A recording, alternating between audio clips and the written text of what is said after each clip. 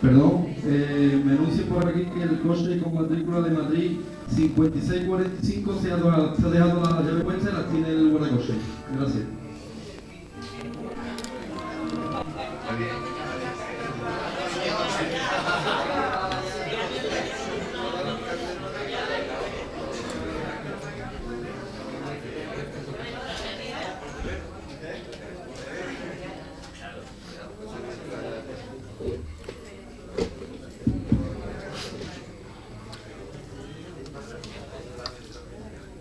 Para que me vean mejor.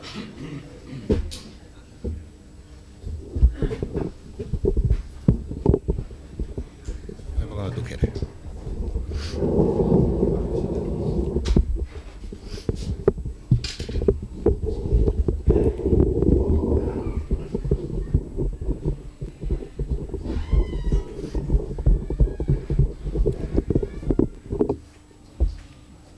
Buenas noches. Quiero confesarles de entrada que estoy hecho un lío. Y estoy hecho un lío porque resulta que no sé si vengo aquí de presentador o de torilero. La conferencia de esta noche se llama Reflexiones a Portagayola. Y como yo tengo que estar por delante del que va a estar de rodillas, me figuro que debo de ser torilero. Pero la confusión va mucho más lejos, porque soy presentador y yo tengo como norma no presentar nunca a nadie. Entonces yo no tengo que ser yo, tiene que ser otro que se parece a mí. Que es difícil, pero ocurre. Porque claro, en esta ciudad tan bonita en la que vivimos y en la que nos afanamos, resulta que en cuanto uno lo hace medio bien, y yo lo hago bastante bien, pues puede uno acabar pregonando las sardinas, y es un peligro. Resulta que yo no soy presentador, sino que soy torilero, que estamos en el bosque, y esto no es un bosque, porque aquí hay aire acondicionado y hay una megafonía. Luego tampoco este es el sitio donde yo tenía que haber hecho la presentación. Para colmo, resulta que nos convoca la tertulia de los 13, y resulta que se llaman los 13, pero que son 24. Claro, 24 dicen que eran los nobles jerezanos que estuvieron auxiliando al rey sabio. Y es una cosa que es digna de tenerse en cuenta. Y son 24 porque podrían ser perfectamente el ciento y la madre. Era cuestión de que se lo hubieran propuesto. 24, el ciento y la madre. ¿Por qué? Porque han hecho bandera de la amistad. Y en ese banderín de enganche quedamos atrapados todos los que tenemos la suerte de hablar, aunque sea una vez con ellos. Así son los anfitriones de esta noche, los de la tertulia los 13, que no son 13 tampoco, ni esto es el bosque, ni yo soy presentador. ¿Será este el conferenciante? ¿Me permite? Estas cosas hay que... Porque luego después tenemos problemas y... Efectivamente. Aquí pone Manuel Vidal, no tiene barba en la foto, pero es Manuel Vidal. El conferenciante, señores, en efecto, es este señor que está ahí en el centro. Manolo Vidal, que es licenciado en Ciencias de la Información, rama Periodismo, especializado desde siempre en temas taurinos. Él ha llevado la sección de toros en sitios tan importantes como Cambio 16, ha estado en la calle, ha estado por la calle, ha estado en el mundo, que es lo importante. Manolo Vidal, con un gran amigo mío y de él, un hombre que tenía un corazón tan grande en el pecho que llegó un momento en que no le cabía y estalló, fueron los creadores de las tertulias taurinas en Madrid. Los primeros y los que mejor lo hicieron. Después, pues, lo han imitado mucho, por ejemplo yo. Yo te he imitado con harta desgracia para mí, porque ya dice el refrán que de los imitadores serán los defectos. Él sigue teniendo esa tertulia en el Hotel Tris, creo que se llama, de Madrid, y allí van, durante los San Isidros, toda la gente importante que en el mundo de las fiestas son. Si se quiere ir a un coloquio de verdad, y os lo recomiendo, en las fiestas de San Isidro, hay que ir necesariamente a escuchar a Manolo Vidal. Manolo Vidal es guionista de cine, y a pesar del cariño de Manolo Liaño, que lo ascendió a director, todavía que yo sepa no ha dirigido ninguna película. Porque Manolo, fundamentalmente, además de periodista, es un romántico. Creo que es uno de los últimos románticos que van quedando en este mundo. Fíjense, él no conduce, porque no ha querido nunca aprender a conducir, porque dice que es una máquina infernal. Yo creo que lo pasa muy mal en el avión, me lo figuro, fatal. Tenía el triunfo, la gloria en Madrid, donde día a día, con su empeño, con su trabajo, se había hecho un nombre y un sitio. Y un buen día dijo, porque se aficiaba, porque no quería la neura ni la depre, me voy a Sanlúcar a vivir. Y este señor resulta que vive en Sanlúcar y trabaja en Madrid. Pero va a Madrid cuando hay que ir por dinero. Lo demás se puede hacer muy bien desde Sanlúcar y así lo hace. Esto es el reflejo del hombre. ¿Cuál es la personalidad de Manolo Vidal? Bueno, Manolo Vidal, aquí lo dice también, no voy a decir la edad porque eso es una grosería, Manolo, pero aquí en la parte de atrás del carnet veo que dice que es de Sanlúcar de Barrameda, entonces a partir de ahí es cuando hay que ver la personalidad de Manolo Vidal. El ser sanluqueño es una cosa que tiene un sello especial, que marca de por vida. Yo no conozco ningún sanluqueño que no sea especial, que no sea distinto. Yo admiro tremendamente esa ciudad donde dicen que hay más toreros por metro cuadrado de España.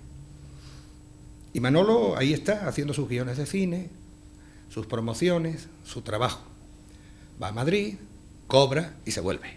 Y se vuelve muy deprisa, porque necesita, supongo, la brisa del Guadalquivir y ver allí al fondo ese coto de Doñana. Es una cosa que solamente siendo sanluqueño se puede explicar. Yo he querido por un momento pensar un poco cómo era la personalidad del personaje. Y dándole muchas vueltas a la cabeza, he llegado a la conclusión que la personalidad, que tiene nombre femenino, en Manolo Vidal es como la amapola. La amapola que es roja, brillante y firme en medio de un trigal, porque sabe que aunque esté entre los granos, jamás será grano en el granero del poderoso. Es amapola también firme, erguida, incluso arrogante, cuando está en la vereda del camino. Se deja ver, pero es testigo y notario del deambular del mundo, como periodista que es, notario y fe de lo que pasa. Pero tiene también una ventaja, sabe que si lo cortan, jamás servirá para adornar la solapa de un necio. Por eso quizás la personalidad de Manolo vaya por ahí, por el camino rojo de las amapolas. Rojo como la fiesta y rojo como otras muchas cosas que son rojas, claro. La personalidad, el personaje, el hombre que hoy nos congrega aquí con unas reflexiones a portacayola. A mí, nada más que me queda, pues, recoger esa llave imaginaria para abrir el portón de los sustos. En cuanto yo descorra el cerrojo, ahí de rodillas, con el capote muy bien planchado, estará Manolo Vidal. Que Dios reparta suerte. Mucha suerte.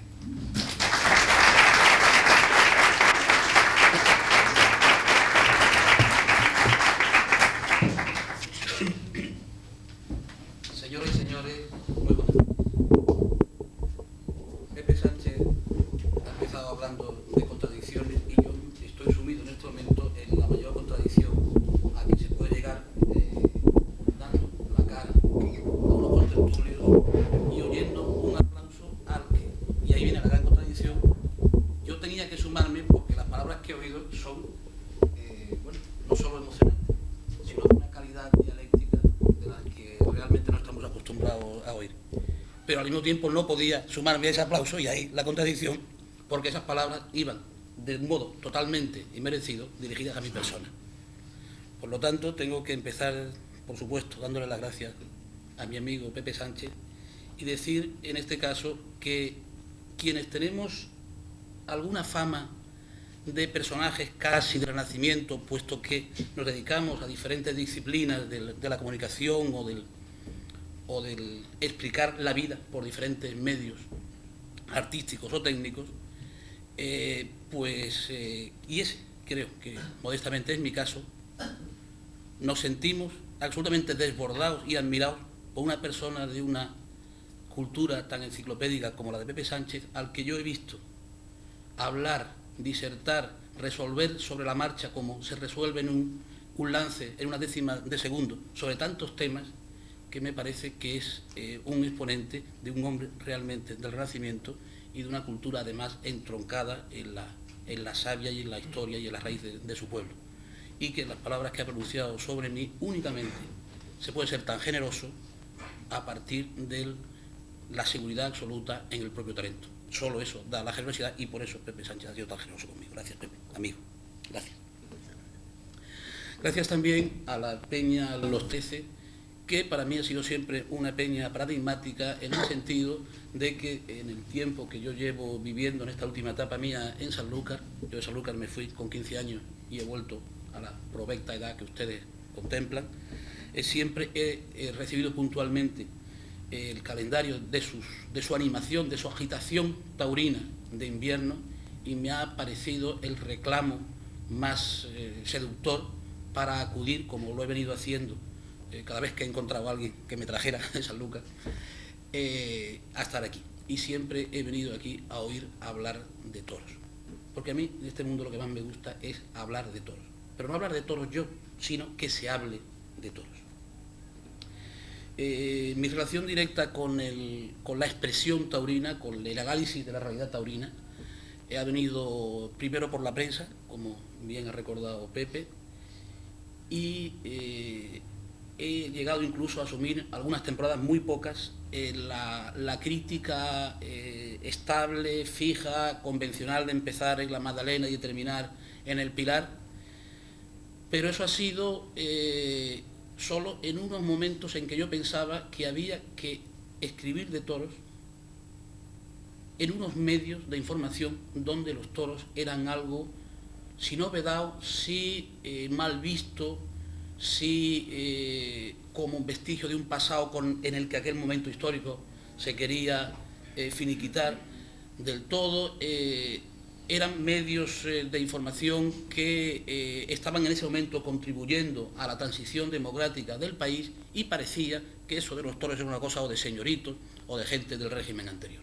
Y yo, desde una óptica progresista y desde esos mismos medios de comunicación, intenté hacer pues que la gente supiera que los toros es una fiesta de la libertad y es una fiesta de todos los españoles.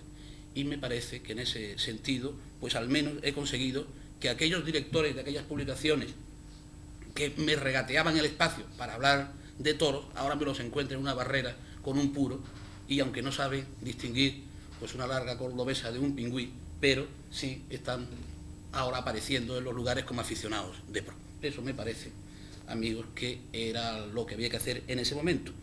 En el cine nunca he podido hacer una película de toros, lamentablemente, porque cuando los productores me demandaban un guión, e incluso con la fuerza de haber tenido con ellos mismos un éxito anterior, me decían, bueno, ¿y ahora qué película hacemos? La que tú quieras, ¿qué se te ocurre? Digo, ahora, una de toros, y yo pretendía meterla, pues resultaba que a los productores eso no les gustaba.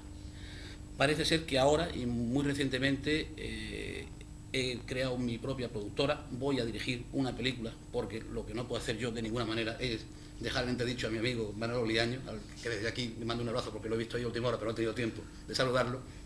Y sí, voy a dirigir una película de toros recientemente con mi propia productora. Entonces, ahí me va a permitir otra expresión, otro análisis de otro punto de vista de la realidad taurina. Pero, como decía, a mí lo que me interesa es hablar de toros. Y que se hable. Hoy estoy honradísimo porque en esta mesa me acompañan, aparte de Pepe Sánchez y de los dignísimos representantes de la Peña del 13, dos matadores de toros, Francisco Núñez Currillo, perfectamente conocido de todos ustedes, y alguien que me ha sorprendido con su presencia esta mañana en mi casa en Sanlúcar, como es el maestro Manolo Escudero. Y al ver a Manolo Escudero ahí, pues bueno, se me han abierto muchas ventanas del alma y hemos hablado naturalmente de toros. Y una de las cosas de las conclusiones a las que hemos llegado, precisamente hablando en el acto de esta noche, es que me ha confirmado mi opinión de que es imposible que nadie esté durante media hora seguida hablando de toros, una persona sola, porque en cualquier momento esa opinión será objetable. Si alguna vez yo tuve un motivo para iniciar los coloquios taurinos con nuestro llorado Carlos de Rojas, fue precisamente porque era el momento en que la crítica más intransigente, que era la que estaba en boga en aquel momento, el momento de la mayor virulencia, tuvo unos efectos positivos para hacer de revulsivo en muchas cosas que no marchaban bien en la fiesta, pero pecaba de una cosa, y era de hablar es cátedra, de imponer unos criterios de un modo casi dictatorial, y que en la gente del toro el derecho de réplica era algo que no estaba ni siquiera previsto en sus costumbres ancestrales, y que nadie era capaz ni de mandar una réplica a un periódico, y además que a lo mejor leía una crítica en una carretera de camino de una plaza a otra, y era absolutamente imposible. Y entonces iniciamos el coloquio entre todos los profesionales que habían intervenido en la corrida y que inmediatamente tenían derecho no solo de replicar, sino de oponer su crítica a la labor con que el crítico los había enjuiciado. Eso es, digamos, lo que yo pretendo hacer en la fiesta, y no es otro el interés que me guía esta noche. Ahora bien, si hay que fijar de alguna manera los temas a partir de los que se puede hablar, pues el título de la conferencia de Reflexiones a Porta Gayola, evidentemente se trata de ver, antes de que salga el toro de la temporada, ver qué expectativas, qué diferencia, qué novedades se van a producir en la temporada 1989 con respecto a la anterior.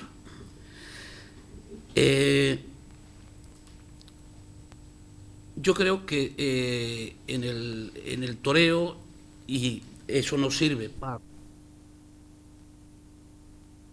una temporada, no se debe ir nunca a la plaza con la crítica hecha, ni porque sería, decimos que llevaba el lance hecho. Por lo tanto, hay muchas cosas que la propia dinámica de la temporada va a configurar, y que afortunadamente esperemos que se produzcan novedades, que se produzca el milagro, esa cosa irrepetible que se produce en un segundo y que trastoca los cimientos de la fiesta, o al menos la sensibilidad de los aficionados. Pero sí podemos hacer un balance de la situación en que se encuentra la fiesta en este momento, y sobre todo de nuestros temores. Y nuestros temores, a mí personalmente, y espero que luego cada uno de ustedes den su opinión, se centra en la situación del toro. Me parece que en el toro actual se dan unas condiciones positivas superiores al toro de antes. Me parece que hay una mayor nobleza en el toro actual, y bueno es decirlo por delante, porque lo es a un precio que inmediatamente vamos a tener que enumerar, y no en un sentido positivo ni mucho menos, porque estamos asistiendo a la pérdida de raza, de casta, que son dos cosas diferentes, como ustedes bien saben, y sobre todo estamos perdiendo emoción, acometividad y sobre todo movilidad en el toro. El toro plantea menos problemas, pero el toro se cae, el toro es muy igual, el toro es estándar, y lo que se pierde en respeto por la fiesta se pierde es tal vez como el concepto de trapillo, que por supuesto debe ir ligado al tipo zootécnico de cada toro, y no todo el trapillo de cada toro puede ser el mismo, pero la razón común, el nexo común, es el respeto que el conjunto anatómico de ese toro debe presentar. Ese es el trapillo. Bueno, pues la fiesta en sí, en general, debe tener trapillo, y ese trapillo se pierde al ver un toro por los suelos, al ver un toro parado al primer muletazo puesto que ya ha quedado inutilizado en el caballo, y todo eso hace que los ataques que la fiesta está recibiendo en este momento desde muchos sectores, y de ello vamos a hablar dentro de nada, pues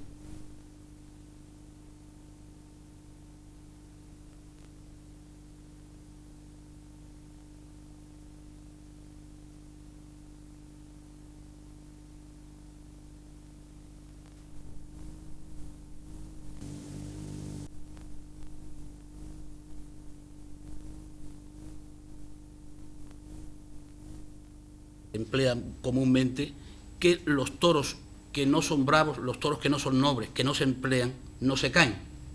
Bien es cierto, pero también es cierto que tampoco se puede hablar de un toro noble, de un toro bravo, de un toro con clase, hablando de un toro que está por los suelos, porque si no tiene las mínimas fuerzas para mantenerse de pie, estamos hablando de bravura y de nobleza en grado de tentativa, como los asesinatos, pero que no llega a consumarse nunca. Entonces es necesario, y esto lo digo porque me parece que los mejores, más cuidadosos ganaderos españoles, que además tienen su asiento en esta tierra y que son magníficos ganaderos y magníficos aficionados, y que han conseguido el toro soñado o el toro ideal en muchos aspectos, me parece que al descuidar el aspecto de la movilidad de los toros y el aspecto de la fuerza, de alguna manera les veo demasiado eufóricos.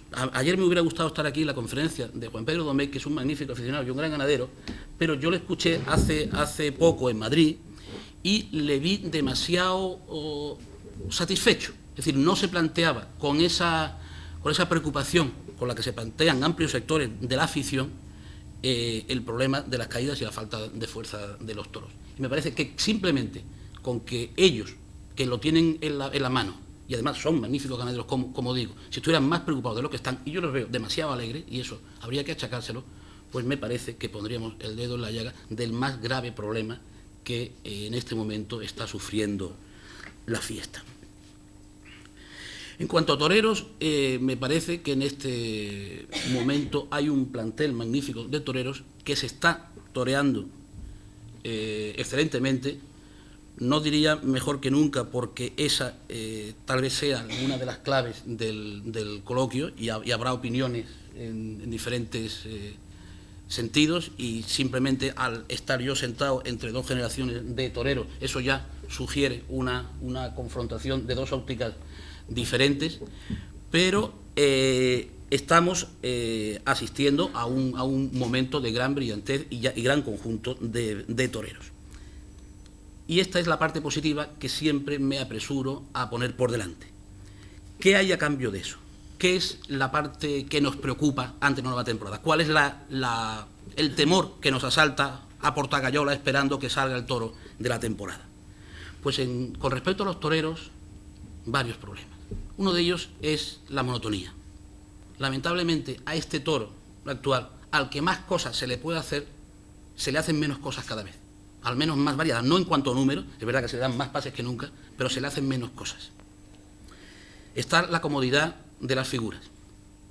A principio de temporada, a esta Portagayola de la temporada, siempre hay declaraciones explosivas, siempre hay quien dice que se va a comer a un determinado compañero, quien dice que es el número uno y que nadie le va a arrebatar su cetro, su puesto real, pero después vemos cómo la temporada tiene una especie de continuidad liguera, donde se juega muchos partidos, donde se va a sumar puntos y a sumar corridas, pero no se produce ese enfrentamiento entre los toreros con los compañeros o consigo mismo, que debe ser el acicate y que lo ha sido siempre para los toreros que con otra estructura de la fiesta han tenido que ganarse las corridas día a día, o al menos han tenido que demostrar su puesto en el toreo. Torero del que hemos estado hablando hoy Manuel Escudero y yo, su padrino de Alternativa, Manuel Rodríguez Manolete. Yo recuerdo siempre de él una anécdota significativa, que es que lo habían anunciado en un pueblo de muy mala muerte, un pueblo que casi no venía en el mapa, toreó allí, y entonces le preguntaron amigos suyos: Manuel, ¿pero cómo te has dejado anunciar en ese pueblo? Y dijo: me he dejado anunciar en ese pueblo por 8 orejas. Bueno, como por 8 orejas, y no va a matar más que 2 toros. Y dice: sí, por las 4 que voy a cortar yo y por las 4 que no va a cortar el que venga a sustituirme. Y de ese modo, en ese talante de los toreros, es algo que echamos de menos en las figuras, en general, en las figuras de corte, peleón, para distinguir, porque luego lo haremos, de los del arte, que ese es otro cantar muy diferente, echamos de menos. Sí es cierto que hay 2 toreros jóvenes como Espartaco y el Litri, que están dando esa medida de la superación, de hacer las cosas de verdad dentro de su propia verdad torera, y cada torero tiene su corte, y que, bueno, si hubiera que analizar la técnica de cada uno, pues tenemos ocasión de hacerlo, pero estamos hablando en general, estamos con esa comodidad general, donde los toreros verdaderamente están dando menos de lo que podían dar. Luego están los toreros. Estaba hablando antes del grupo de las figuras de los 10 toreros más colocados en el momento. Y luego está es decir, es necesario hacer un elogio al valor a esos toreros a los que vemos que repetidamente salen a bailar con la más fea, torean las corridas duras, y yo creo que están a la altura en cuanto a valor y en cuanto a profesionalidad, pues de los toreros duros y fajadores que han sido en la historia del toreo. Y en ese caso el ejemplo de Ruiz Miguel es un ejemplo paradigmático de lo que es un torero de este corte.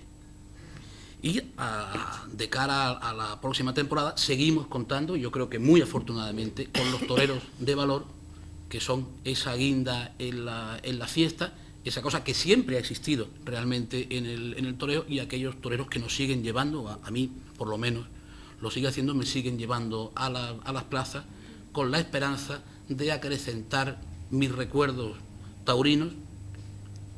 La selectividad del tiempo es tremenda, y verdaderamente al cabo de una serie de años como aficionado, si a uno se le han quedado 20, 30 cosas en su vida, pues se da uno cuenta de que un torero determinado se lleva la parte de 7 u 8 cosas importantes que uno ha visto desde el punto de vista de la sensibilidad personal, pues a esos toreros de arte, por mucho que sean denostados en otros campos, y que realmente también esos reproches a la falta de profesionalidad, a la falta de técnica, pues también puede hacérsele, como no, y estaría dentro del espíritu de este posible coloquio.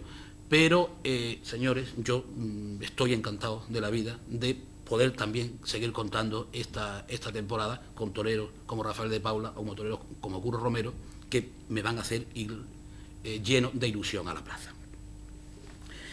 Tenemos que plantearnos también a principio de la temporada la continuidad de la fiesta, cómo se renueva el escalafón, cómo se refresca la nómina de los toreros. Y en este caso tenemos que anotar 3 retiradas y la llegada de toreros nuevos. Las 3 retiradas me parecen 3 retiradas muy, muy importantes, porque importantes son los toreros que no vamos a tener durante el año 1989, o al menos no los vamos a tener de momento, porque como cada uno es libre de retirarse cuando quiera, también lo es de volver. Cronológicamente, la primera retirada que se produce el año pasado es la de Paco Ojeda, que me parece que deja un hueco importante en la fiesta, en la medida de que es un torero de tal personalidad, de tan acusada personalidad, que en cualquier cartel donde yo lo hubiera anunciado era evidente que iba a aportar pues un modo de hacer, de entender y de resolver el toreo, bien, que no es exactamente hacer el toreo, que es otra cosa bien distinta, pero que para mí era un torero, como digo, lleno de interés, al que probablemente le haya faltado el talante personal suficiente para soportar el peso de la púrpura, para aguantar el peso, el tremendo peso que es ser la máxima figura del toreo. Para eso hay que ser de una pasta personal muy, muy especial, y él no lo era. Él, sin ser un torero de arte, su constitución anímica es la de la intermitencia de los toreros de arte, y entonces, pues claro, en esas condiciones pues no se puede soportar el peso de la púrpura, como digo. Después se produce la retirada del Niño de la Capea, que también es una pérdida sensible para la fiesta, en la medida en que un torero inteligentísimo, un torero con una técnica y un conocimiento precoz ya se demostraba en él, pero luego lo ha ido consolidando a lo largo de los tiempos, que había cuajado en un magnífico profesional, y que en los últimos años de su vida, él dice que porque le cogió el temple a los toros en México, pero la verdad es que descubrió también el toreal despacio, y algunas buenas muestras de eso hemos tenido. Y la mezcla era una mezcla de torero técnico, de torero listo, en lo bueno y en lo malo que esa acepción pueda tener, y luego un torero que sabía hacer y hacía a veces el toreo perfectamente. Y me parece que de eso tenemos ejemplo en la reciente corrida, la última corrida del Arte en Jerez, donde le vimos muestras de las dos cosas, del gran torero y del torero listo y listillo, pues en los dos toros que le cupieron en suerte en esa corrida jerezana.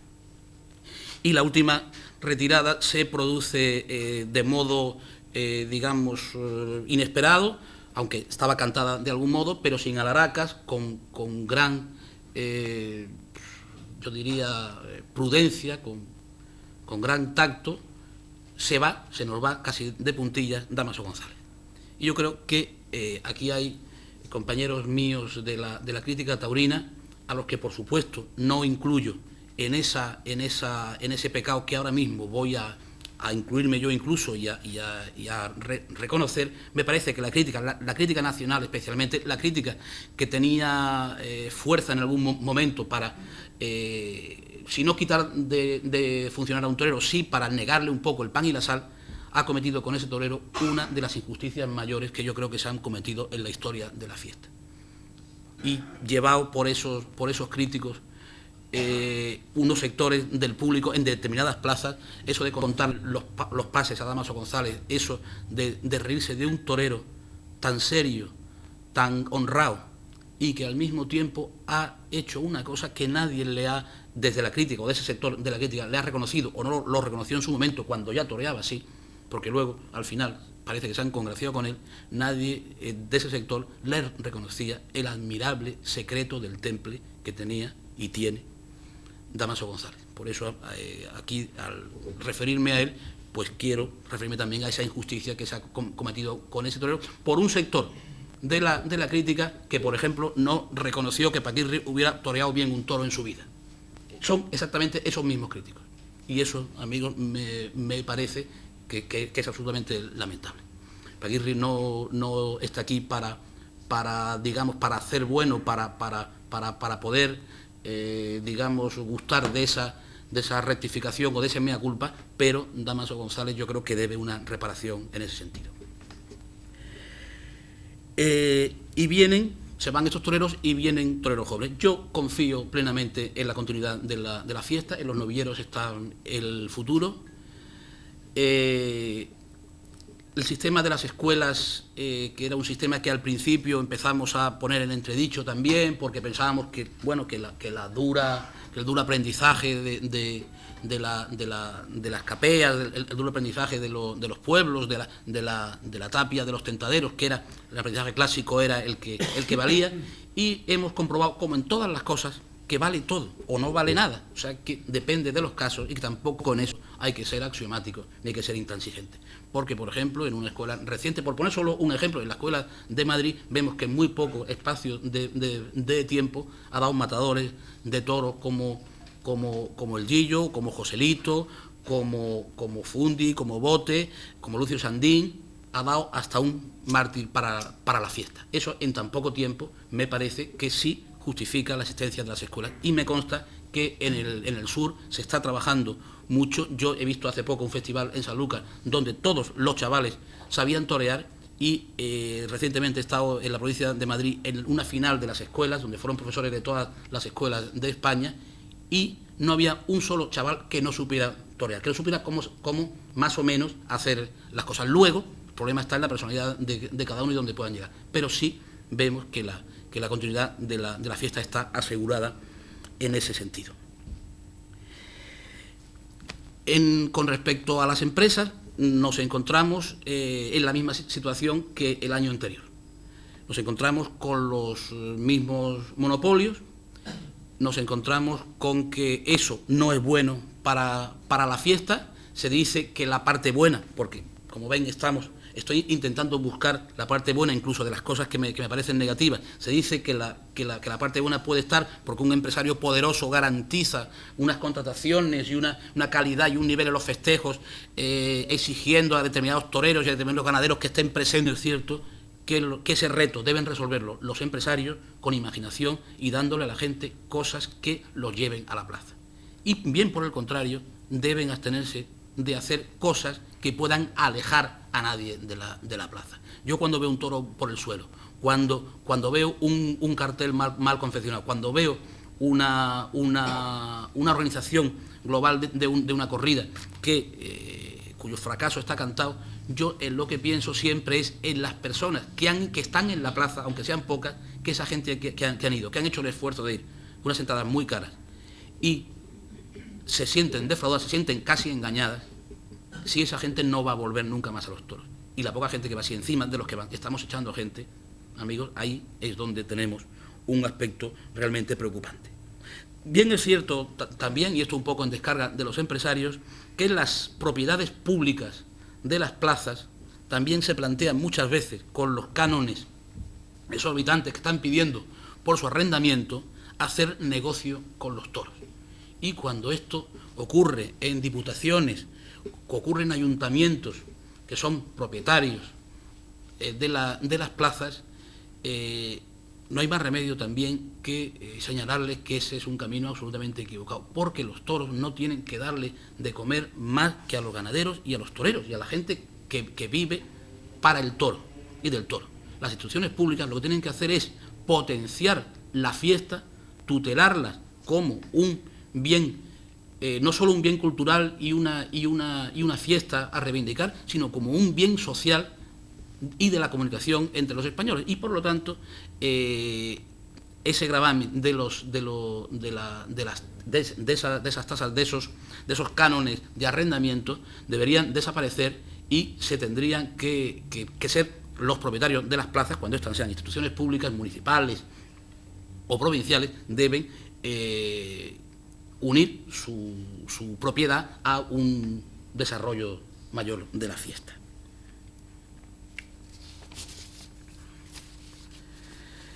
Nos encontramos también, a portaguiola de la temporada, con que el reglamento taurino no ha sido todavía tocado. Desde hace muchos años se está hablando de reformarlo. En muchos sentidos consta que es obsoleto, pero no prosperan para nada las conversaciones en ese sentido. Es evidente que la mayor dificultad de ese arreglo o de esa renovación estriba entre los sectores encontrados, entre los sectores contradictorios, porque gremialmente cada sector de la fiesta defiende o unos privilegios o unas cosas que irían en colisión con los que defienden el criterio contrario. De todos modos, me parece personalmente que habría que abordar esta reforma especialmente en dos aspectos y optativamente en un tercero. Estos dos aspectos serían la libertad para el torero de decidir el número de puyazos y los cambios de tercio, en el sentido de que va a ser él, de alguna manera, el que va a sufrir o padecer el resultado de su propia orden. Y me parece que, al fin y al cabo, es un traje que se corta para que él se lo ponga, si le está grande o le sienta mal, que él peche con esas consecuencias, pero en ese aspecto, eso es un tema que yo entiendo que es también motivo de otras opiniones, y por lo tanto, si luego en el coloquio alguien no está de acuerdo, pues podemos estudiarlo. Y luego algo que me parece que no va en colisión con ningún derecho de ningún sector y que, dada el primer problema que hemos anunciado, que es el de los toros, me parece que se debía regular el indulto de los toros realmente bravos en una corrida, sin necesidad de que ésta sea de concurso, para de ese modo pues ir preservando la sangre brava, ya probada y contrastada, que tanto está escaseando y que tan en falta echamos.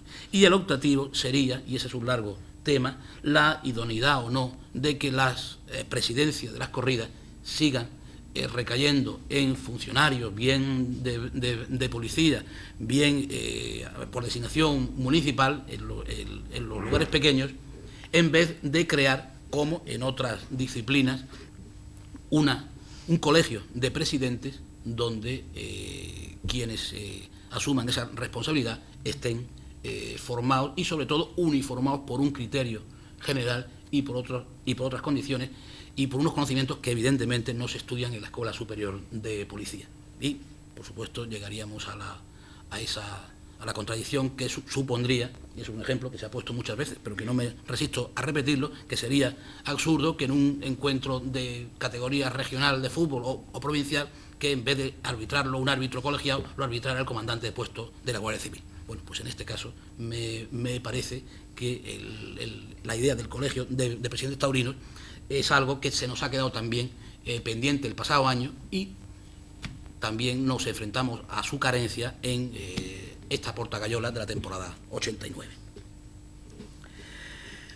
Llegamos ya al caso de la administración, de la actitud de la administración estatal con respecto a la fiesta. La actitud de la administración es o de desinterés absoluto o de aversión vergonzante.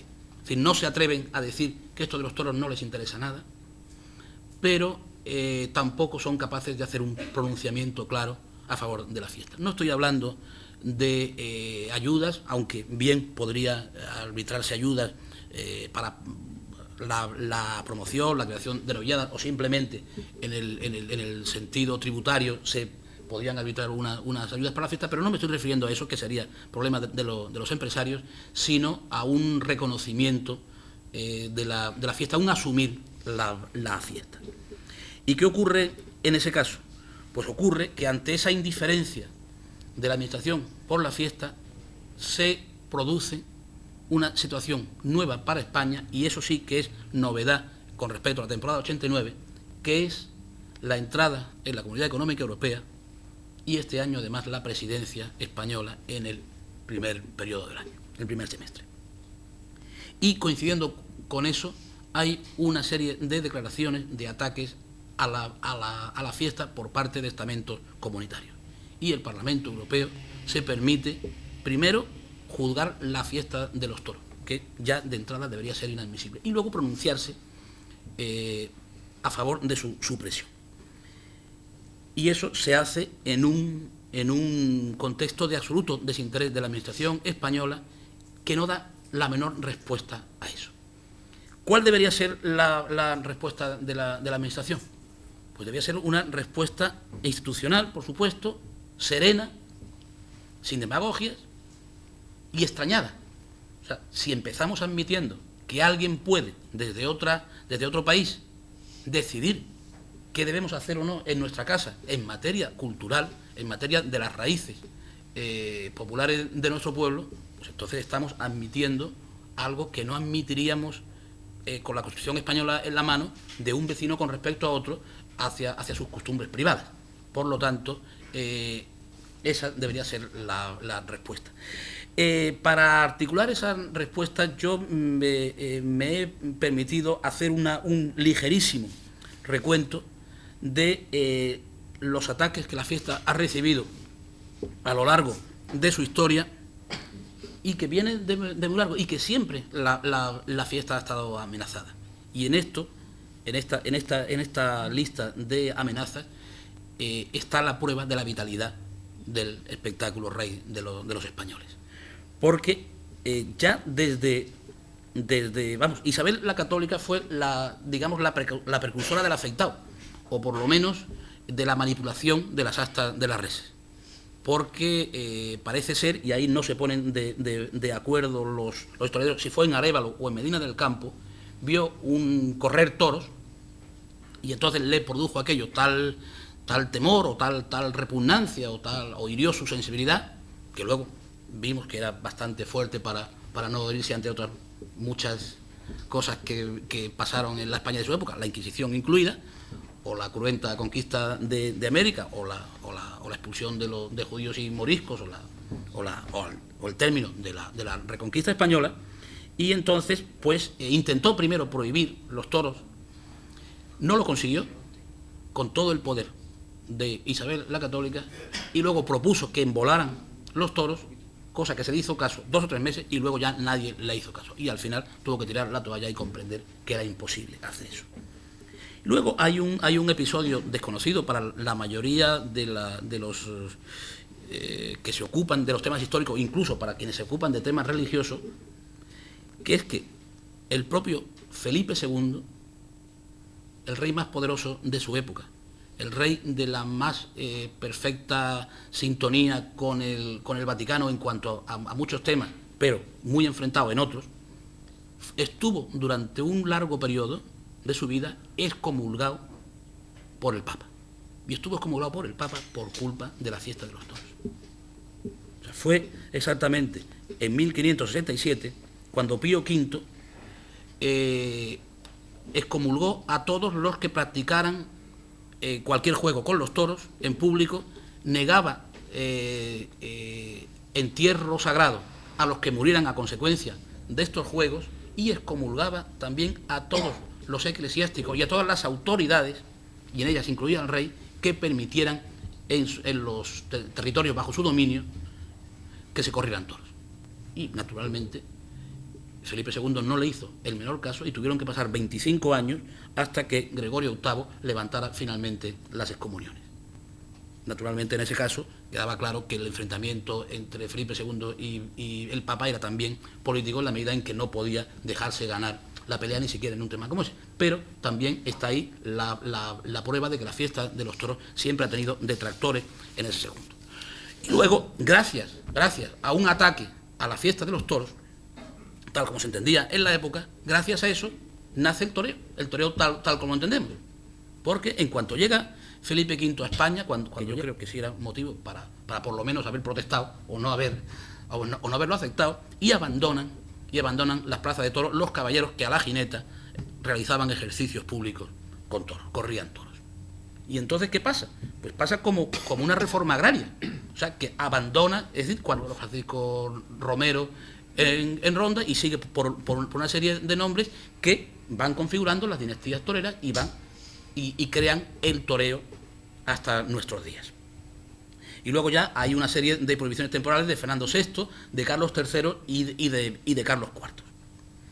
Y de todos esos ataques, de todas esas órdenes dictatoriales, la fiesta se ha salvado. Se ha salvado también de los antitaurinos españoles. Siempre hemos tenido antitaurinos españoles, y a mí, yo por esa figura de los antitaurinos españoles, del tipo de Eugenio Noel, yo tengo que decirle a ustedes que yo tengo una especial debilidad y un gran respeto. Porque a mí me parece tan lícito que a uno le guste ir a los toros como que a uno no le gusta ir a los toros. Me parece que cada uno puede razonar lo que opina, y no tiene por qué correr la sangre al río, ni siquiera la sangre dialéctica. Lo que estamos hablando ahora es de otra cosa, es de unos señores de fuera que quieren que se prohíba. No, lo que pasa es que esto no es obligatorio. Si usted quiere venir a los toros, venga, y si no, no. Entonces digo que personajes como Eugenio Noel a mí me parece muy razonable, y muy brevemente les desmonto en ese aspecto, porque en otros aspectos es un escritor magnífico y un gran amigo mío, pero les desmonto el talante antitaurino del antitaurino militante de estos momentos, más en boga, que es Manolo Vicén. Pues mi amigo Manolo Vicén ha venido muchísimo a los toros conmigo. Yo recuerdo, por ejemplo, lo que disfrutó con una faena que creo recordar le hizo José Luis Galloso en Madrid a un toro de Samuel Flores, y ese día estaba Manolo Vicén conmigo y se lo pasó estupendamente. Lo que pasa es que luego ha decidido que estaba muy bien él escribir anualmente en una fecha determinada en contra de los toros. Con esos antitaurinos no hay el menor problema, y eso no nos debe causar el menor.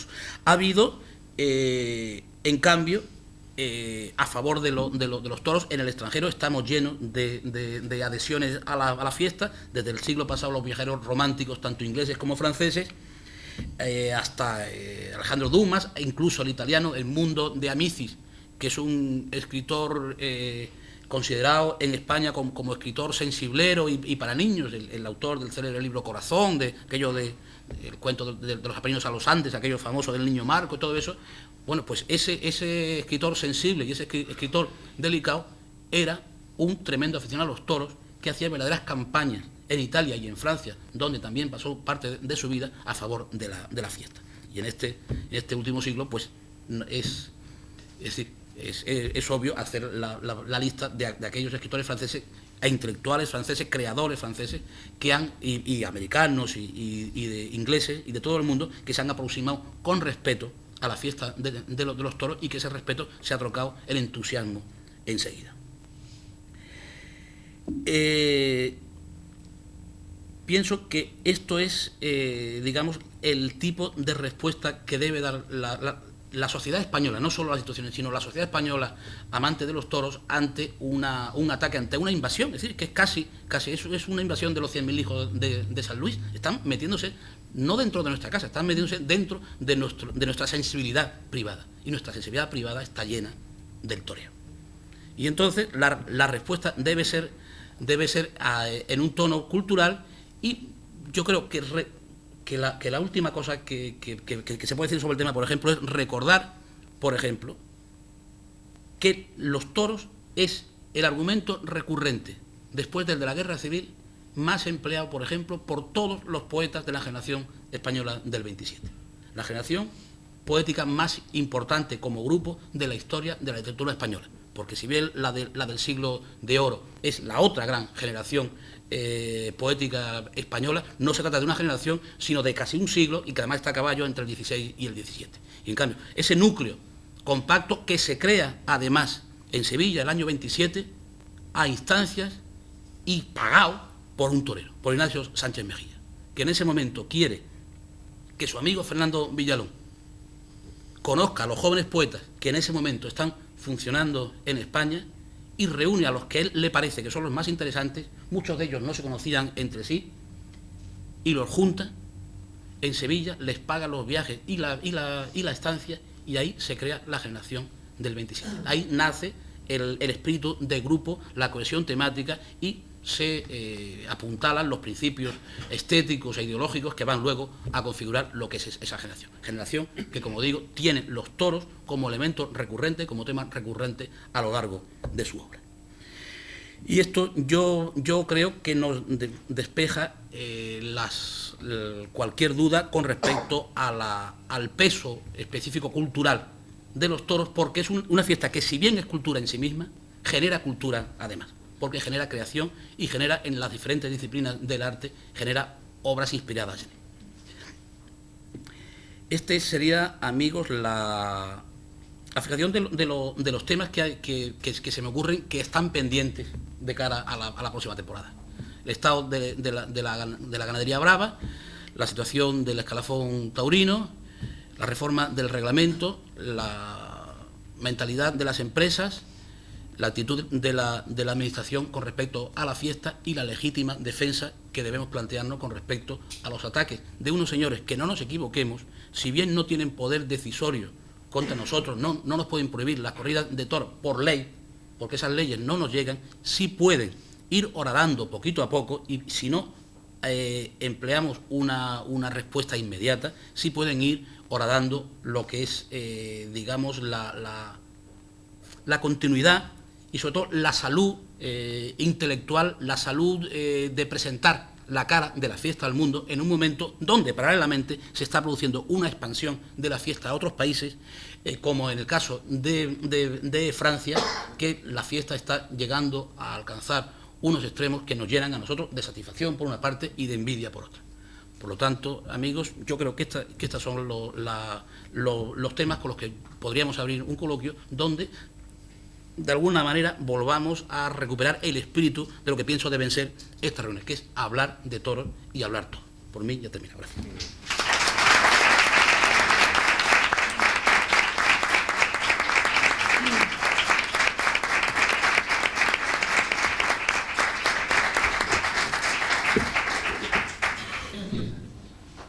Miguel Ángel Ruiz Rodríguez. Ante una exposición tan brillantísima y una exposición al mismo tiempo que a mí me ha extrañado por equilibrada, porque yo creo que la cuestión taurina siempre, yo siempre digo que hay que tener los cables un poquito pelados. Yo me creo que Vidal los tenía un poco pelados, pero veo que no, porque vive en San Lucas, que es lo mejor del mundo, lo que es muy inteligente, y sabe estar muy bien y lo ha hecho muy bien. Entonces, yo crítica no puedo hacer, yo podría en todo caso hacer alguna reflexión sobre tan maravillosa exposición. Y voy a empezar por lo último. Voy a empezar por las críticas de la fiesta, que tan importantes son para que se mantenga viva. Yo creo que la crítica militante es importantísima, no así la monotonía, el cansancio y el hastío. Si la fiesta sigue pujante, si sigue viva y si sigue fuerte, será criticada, pero nunca desaparecerá al revés. Creo que la crítica es buena, y la crítica acerba y la crítica malintencionada mucho mejor que la otra. La crítica inteligente es la crítica mala, la crítica desenfadada y el ataque despiadado es bueno. Yo creo que eso vitaliza más a la fiesta. Creo que tenemos que velar por la pureza de la fiesta, por la integridad del toro y por la verdad del toreo, y nos reiremos de las críticas. Lo malo es el cansancio. Y cogiendo un poco el toro por los cuernos, el otro día yo me atreví a un torero extraordinario, que es el que manda hoy en el escalafón, que es Espartaco, al que le entregamos un trofeo. Yo me permitía dentro de mi enorme cariño y respeto por todos los toreros, es decirle que su terrible problema es el éxito continuado, el cortarle oreja a todos los toros y estar bien siempre. Eso es tremendamente complicado. La intermitencia es lo que a mí me gusta. Y los toreros intermitentes, incluso incompletos, son los que verdaderamente están en el recuerdo de todos los aficionados. Ahí tenemos a Manolo Escudero, que Tomás Campuzano, con el que estuvimos no hace mucho, nos decía que había aprendido de él todo lo que sabía del toreo de capa y que había cambiado su toreo por unos consejos que ese señor le había dado. Porque yo creo que la intermitencia y la sorpresa es la sal y pimienta de la fiesta. Entonces, tú has dicho una reflexión interesantísima sobre Ojeda, que yo asumo y que yo me atreví incluso a decírselo cuando empezó a atropellar la razón. Digo, no sabes dónde se están metiendo. Hay que tener una estabilidad psíquica y unas cualidades para mantener el tipo cuando tú quieres cambiar el curso de los acontecimientos. Yo siempre digo que la heterodoxia, la fiesta más heterodoxa que hay, es la fiesta de los toros. Y me río de los ortodoxos, de los que tienen un librito donde tienen que encajar los toreros. Los toreros no pueden encajar. El arte es una cosa que está muy por encima de la crítica y de todo, hasta tal extremo que lo que ha sido heterodoxo hoy es ortodoxo. La heterodoxia de Joselito, mejor dicho, la ortodoxia de Joselito, la heterodoxia de Belmont, la ortodoxia de Belmont, la ortodoxia de Manolete, que puso el toreo de perfil porque le dio la gana, porque tiene una enorme personalidad y la gente lo seguía. Yo sí seguiría, pero claro, yo no voy a otra conferencia porque además yo no de esto sé muy poquito, porque creo que la conferencia sugiere tal cantidad de cosas, se podrían decir tantas y tantas y tantas, que pienso que en fin, hay mucha gente que está mucho más preparada que yo, pero creo que tu conferencia a mí personalmente me ha maravillado porque pone en el candelero una serie de cosas, desde la bravura y la fiereza, desde una serie de cosas que cada cosa que tú has tocado, que lo has tocado todo, pues sería motivo de unos coloquios que nos podía dar el Jueves Santo dentro de 2 o 3 años, que es lo que yo no pretendo. De modo que yo me limito a felicitarte y a hacer una serie de reflexiones que tú también creo que las has hecho y estás bastante de acuerdo, porque claro, si vamos ya ahora a meternos en toreros concretos, creo que tampoco quizás sea ese el perfil. Tú has dicho cosas muy importantes de Damaso Gómez. Yo creo que el torero, de Damaso Gómez, perdón, había otro Damaso Gómez. Sí. Damaso también era un torero interesante, como todos los toreros, como ha sido Mario Cabré y han sido todos los toreros, porque es una fiesta tan apasionante que yo creo que terminará. El hobby de los toros está ocupando ya una parcela importante en mi cerebro. Creo que me está prestando cierta creatividad en una tarea monótona como la mía, de ver enfermos y de cosas y de siempre decir más o menos lo mismo, ¿no? Entonces, hablando de los toros, yo creo que hace falta toros nuevos y hace falta que el torero mande. Y hay toreros que necesitan el toro cuasi muerto para crear, como por ejemplo cuando el toro no tenía ningún pase, cuando el Viti le daba todos los pases del mundo. ¿Y cómo los daba? Y en cambio hay otros toreros que necesitan que el toro tenga una viveza y tenga una movilidad, porque les va. Son toreros alegres, son toreros bullidores.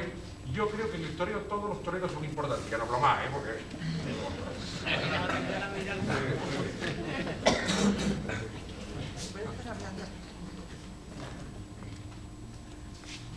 Bueno, pues yo sigo con el micrófono, Luis.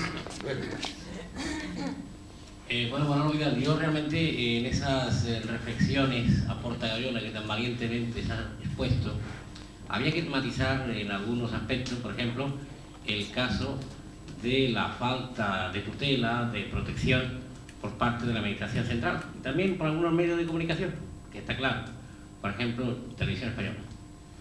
Pero en el caso de la falta de protección, sobre todo en materia de novilladas, donde tú bien dices que había que al menos echarle la manita, financiarla, porque naturalmente las novilladas, tú que te pones en la Puerta Cañola, ves que los tendríos están vacíos. No va nadie, las novilladas. Quizás porque tampoco hay novilleros que empujen. Quizás también porque los precios, los costos de un festejo con picadores es alto también hoy.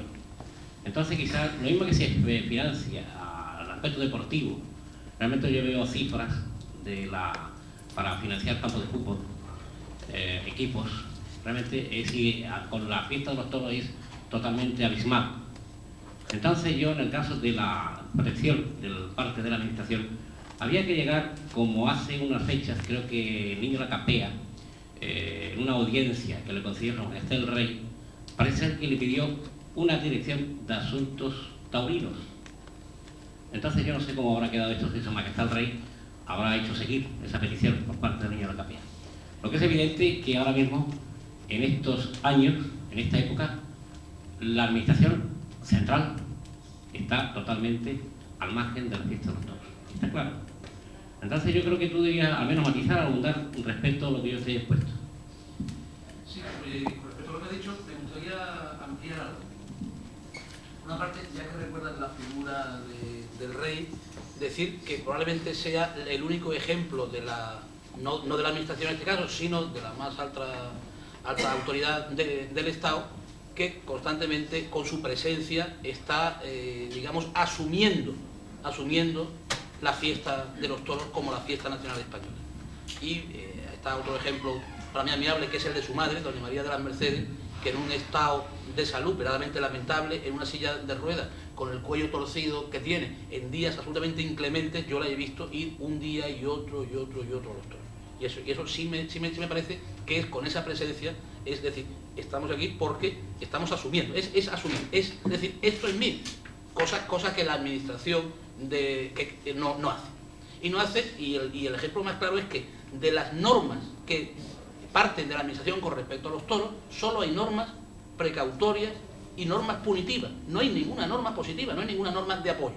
Entonces, pues, precisamente tus palabras y las mías, y creo que la de todos nosotros, deben contribuir a eso, pues a ponerle la cara colorada al gobierno, claro.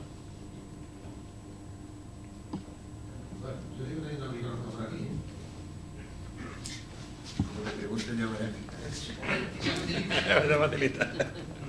No. De todos modos, me parece que, utilizando palabras de Miguel Ángel Badanelli antes, sería un lujo imperdonable, un derroche absolutamente impresentable el traer aquí a Manuel Escudero y no hacerle decir por lo menos las palabras, justo las que él quiera. Tampoco le vamos a dar el atraco, pero por lo menos oír su voz.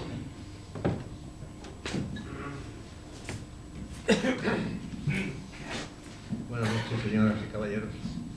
Pero yo creo que os lo podía haber mandado en un aparatito de estos, de que se pone y suena. Yo que le voy a decir a ustedes, tengo el 50% de andaluz, por tanto, ustedes no lo sabían seguramente. Mi madre nació en Córdoba, en Cabra, precisamente. Por lo tanto, siempre que piso estas divinas tierras andaluzas, cambio completamente.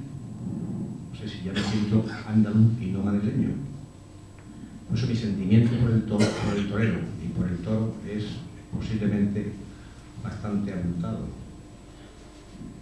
Porque nací así, yo no tengo ninguna dinastía torera. Al contrario. Como todos los españoles, mi padre también quiso ser torero. Pero una vez iba a torear de banderillero entre Juan de las Victorias, siendo novio de mi madre le compró su gran ramo de flores, las cuales se las tuvo que llevar mi madre a su casa otra vez, porque mi padre no salió del callejón. O sea que no soy hijo de un valeroso torero o principiante. Yo nací queriendo ser torero, yo con 2 años ya toreaba de salón, a los 3 años gané mi primer dinero con los toros. Sorprendente, ¿verdad? Pues cierto. En aquella época, hace muchos años, había una verbena que se llama la verbena de San Isidro, y allí íbamos pues toda la clase baja de Madrid a comernos nuestra tortilla y nuestros filetes empanados. Y que siempre que estábamos reunidos me decía mi padre: Manolito, venga, torea, coge una servilleta. Y yo no había terminado y ya tenía una servilleta en la mano. Estaba pegando pases y más pases y me lidiaba un toro. Como mi torero está ahí, Jesús Romero, se llama el chavallo, me dice: hoy voy a matar 6 toros en el puerto. Y le digo: ¿por qué toro va ya? El tercero. Pero hombre, si ya lleva 2 horas, sí, pero no importa, es que le estoy pegando muchos pases. Aunque a ver si termina pronto, porque que hace frío y nos tenemos que marchar. Bueno, pues yo era así también. Yo cogía un trapo y ya estaba toreando. Y me acuerdo que por eso digo, de que yo gané el primer dinero con los toros. Después contaré otra anécdota también importante de otro dineral que gané, que después de hacer mi gran faena, pues cogí un sombrero y eché el guante, que en aquella época echar el guante era pasar delante de la gente para que echara una perla. Y efectivamente gané 1 peseta 75 céntimos, ese fue mi primer dinero. Mi segundo dinero que gané fue viviendo con una banda cómico taurina, con Poz Teddy y los Lerines. Llegamos a Ceuta y habíamos toreado un miércoles por la noche en Aranjuez. Yo maté un becerro, otro becerro maté al día siguiente en Zaragoza y otro becerro maté el domingo siguiente en Ceuta. Como yo no tenía ninguna peseta, entonces le dije al cajero de la compañía: ¿y yo qué hago aquí sin dinero? Y dice: no hombre, señor, no hombre, hasta las 3 corridas, toma, 1,50. Y me dio 1,50. Eso fue el segundo dinero que gané con los toros. Bueno, la vida es muy complicada y el ser torero es muy complicado, hay que pasar muchas fatigas. Nos ve en un plano superior cuando ya tenemos la suerte de lucir un nuevo traje de luces, que es nuestra ilusión de todo el que quiere ser torero, y cuando ya llegamos a figurar un poco, pues claro, la gente pues empieza a mirarnos como un mito, como algo que ha nacido así, como me pasó en México, en una comida que nos dieron la Casa Española, Manolete y a mí. Estamos sentados, como está Manolo y yo, y había como 600, 700 personas, y claro, todo el mundo empezó a hablar de nosotros y parecía que nosotros descendíamos de los dioses. Y claro, cuando ya se cansó de hablar toda la gente, entonces dije: no, que hablen los toreros, que hablen. Y Manolete me decía: habla tú, tocayo, que yo no sé. Y yo decía: no, habla tú, porque yo soy tartaja. Y habla tú, no, yo no, y tú, y no, y sí, no. Entonces yo me acordé de las fatigas que yo había pasado para ser torero y del hambre que había pasado. Y me levanté a hablar delante de tanta gente y yo dije: a esta gente les voy a arreglar yo, les voy a contar mi vida. Y empecé a decir todo el hambre que yo había pasado. Estuve 1 hora hablando y cuando terminé fue la ovación más grande que me han dado en mi vida. Y como colofón, curioso, me firmaron la corrida de Covadonga nada más terminar de hablar. Matador, es usted un fenómeno. Usted torea la corrida de Covadonga, que es como allí tiene la misma categoría que la corrida de beneficencia de Madrid. O sea que por un discurso de un señor analfabeto me gano una corrida de toros que era la más famosa de México.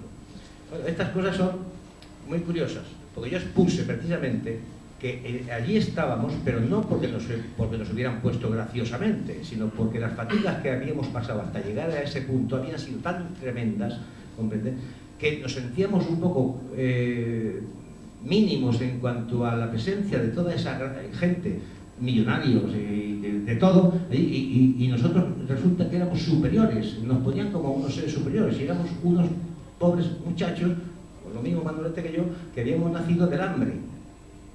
Y de ese hambre es de donde nosotros nos enervábamos hacia el poderío general de los demás, ¿comprende? Y esto es muy curioso, porque ¿nosotros qué somos? Somos los toreros. Los toreros no somos nada más que toreros en la plaza. Fuera de la plaza somos unos seres normales.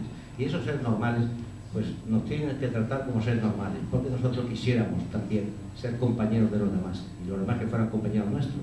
Y esto, vamos, yo creo que no sé qué deciros a ustedes, porque me encanta estar aquí y me gustaría estar hablando de esto y de otras muchas cosas que pudiéramos hablar si ustedes se dignan, pues sin preocupación y sin que nos preguntaran lo que piensan, sus dudas en cuanto a lo que es el toreo en sí. Pues yo no me voy a meter como Manolo en la historia del toreo, que es muy bonita y que me gusta mucho, pero yo de lo que de verdad creo que entiendo un poco es de la única profesión que me ha llevado en mi vida a estar hoy aquí ante ustedes y que ustedes me reciban con el cariño que me reciben. Esto es muy importante. Yo les ruego que si ustedes quieren hacer alguna pregunta, alguna duda que tengan ustedes, no tengan ningún inconveniente y háganmela, que yo procuraré contestarles con la mayor sensatez y seriedad que me caracteriza. Yo no doy coba a nadie, pero sí admito el respeto para todo el mundo, y no ha sido nadie mejor que nadie. Todos los toreros hemos sido toreros, mejor ninguno. El mejor nunca la ha habido. Que haya tenido esa temporada, que haya tenido esa personalidad, que haya tenido esa psicología dentro del ruedo, eso es muy importante, porque eso es lo que los lleva. a los toreros a figurar más que los demás. Pero eso no quiere decir que los demás no valgan. Aquí valen todos, y todos son buenos, y todos son bonitos, y todos tienen mucho mérito.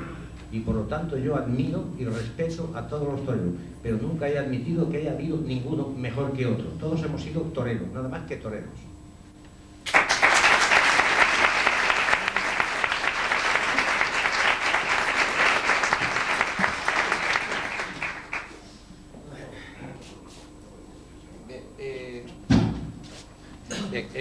Quería decir que Manolo Vidal, antes de empezar la conferencia, vino, vio la mesa, vio agua y vio vasos y dijo que faltaba una copa de vino, porque dijo: yo no soy un orador que bebe, sino un bebedor que habla.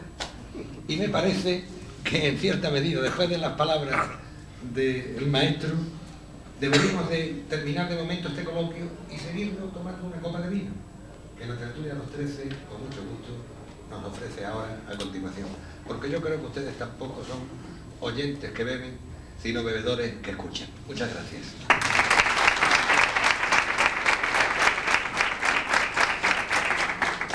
Muchas gracias a todos, y además decir que hay una cena para que se quiera todavía seguir hablando más de toros y conociendo mejor a esta gente tan admirable. Como que muchas gracias a todos y un abrazo muy fuerte, ¿eh?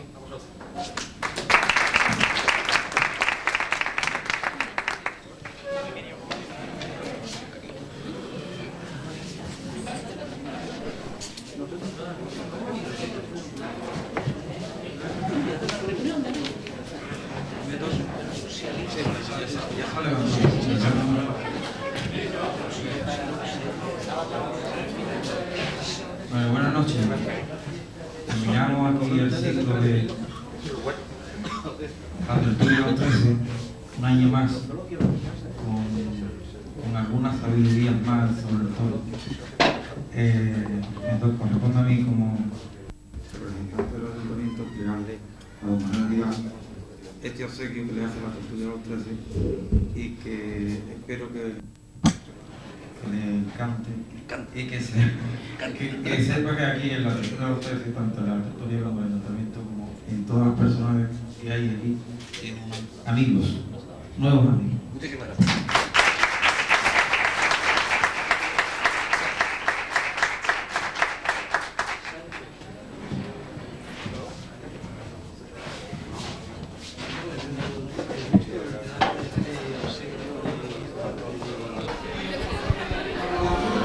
Acaba de concluir el ciclo de conferencias que la tertulia taurina Los 13 de aquí de Jerez de la Frontera da anualmente, una vez al año, desde hace 6, y nos encontramos con dos componentes de dicha tertulia, con Miguel Ángel Banadelli y Elena Aguilar. ¿Satisfecho después de este ciclo de conferencias del año 89?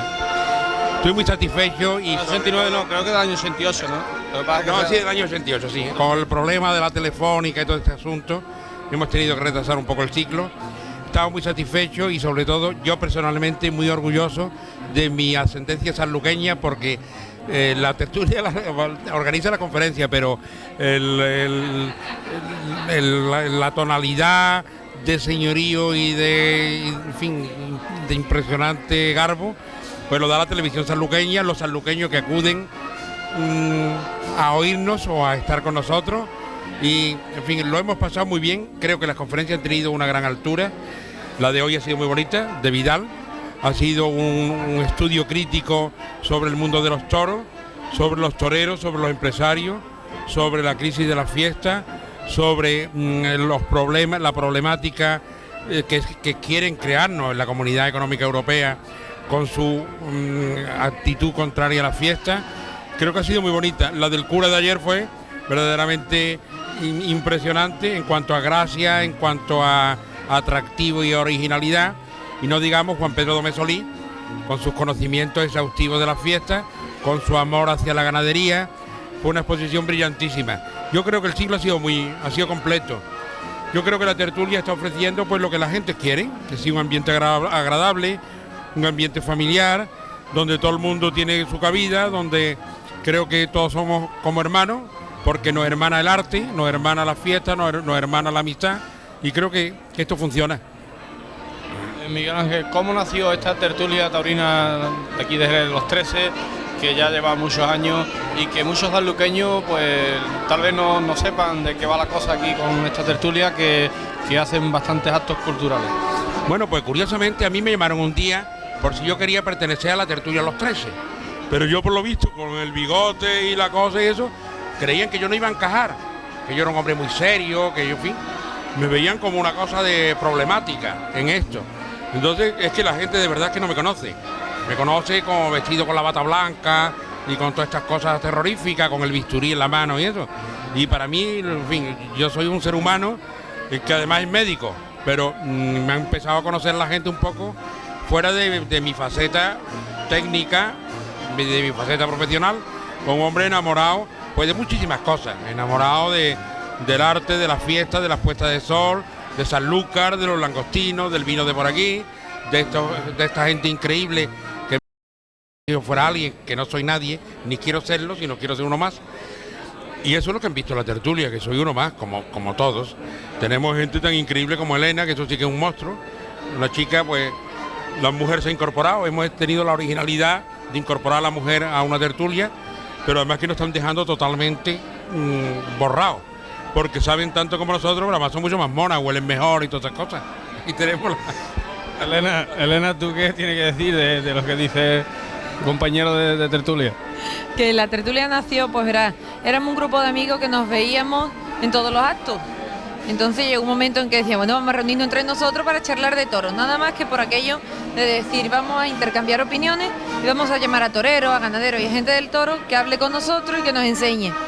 Y es una cosa que no hay cargo, aquí no hay presidente ni secretario, nada de eso, no tenemos cargo, no tenemos reuniones fijas ni fechas fijas para reunirnos, sino que nos llamamos por teléfono y todo firme, nos reunimos rápidamente, se organiza y bueno, ¿verdad que nos va muy bien así?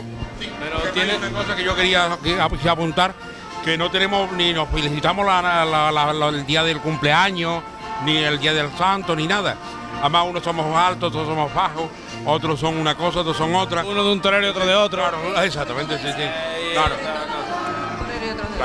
Entonces, claro, lo que pasa es que yo me siento muy sanluqueño y además la que está aquí presente se siente más sanluqueña todavía porque es la mayor ojedista, más fiel ojedista, más defensora de Ojeda, que Ojeda es muy fácil de defenderlo, como es muy fácil de atacar, como toda la gente importante. Yo Ojeda, precisamente lo que se le critica, que es la intermitencia, la fragilidad, es lo que a mí me gusta, porque yo el ser humano lo considero una cosa frágil, es como una flor, así que Ojeda, él se quiere presentar como rudo, cuando es un hombre de una sensibilidad tan exquisita que hace aguas por todos lados, que es lo que a mí me admira de Ojeda. Así que yo asumo los defectos de Ojeda como virtudes, que es lo que la gente no puede entender muy bien, porque yo la monotonía del triunfo sistemático me parece horrible. Lo que pasa es que Ojeda se ha metido a cambiar una cosa, el esfuerzo, lo que ha hecho Ojeda lo han hecho 4 toreros en la historia del toreo, y yo con eso creo que queda dicho todo, ¿no? Bueno, pues ahora dice que va a torear a caballo, ¿tú qué dices? Yo le dije el otro día que quería que me dijera el título de un libro de rejoneo para ponerme al día, ¿no? Antes que... Y me dijo que de libros nada, que el primer día que el rejoneara ya lo aprendía yo todo. Eso es lo que comentan por ahí, que Paco Ojeda se está preparando para torear a caballo muy pronto. Pero torear a los caballos o torear a caballo, porque es que este torea... Claro, es que es un hombre muy curioso, porque es un hombre con... Que es él tan auténticamente él que no pretende aprender gran cosa, sino que está encasillado dentro de una mente que trabaja, que crea. Yo lo admiro enormemente porque lo veo muy auténtico. Así que yo asumo sus defectos como virtudes, que lo he dicho antes, pero creo que esto hay que recalcarlo mucho. Además, ese distanciamiento es que él es un hombre tímido, pero no es que se distancie de la gente, ni se crea nada, porque él no se cree nada. Es un hombre tímido, pero es un sanluqueño de los pies a la cabeza, porque es un hombre insólito, como es Sanlúcar, que es insólito.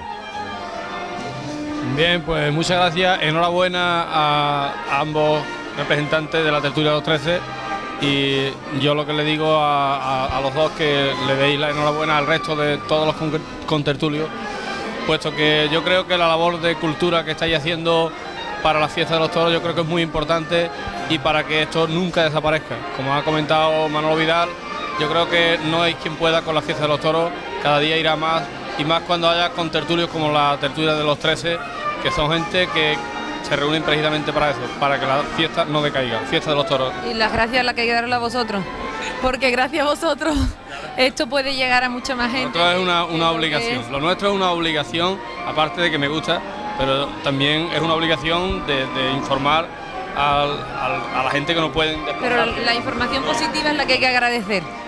Es más, yo creo que os volcáis hasta demasiado, no nos merecemos esta cosa vuestra tan específica.